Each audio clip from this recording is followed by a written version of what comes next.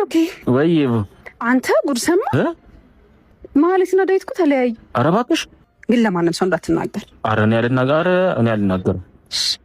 ሄሎ ወይ ጉድ! ይሄንማ እንዴት ነው የማልናገረው? ይሄንን ይደበቃል ወይ? ለናዲ ልንገራት። ወራካሎ ሄሎ ናርዲ። ወይ ብሩኬ እንዴት ነሽ? አንቺ ሰማሽ? ማህሌትና ዳዊት ተለያዩ። ጭራሽ ምን አስረግዟት። አዎ ጥሏት ጠፋ እኮ ነው የምልሽ። ጉድ። እሺ በይ ደግሞ ለማንም እንዳታወሪ፣ በእኔና ባንቺ የሚቀር ሚስጥር ነው።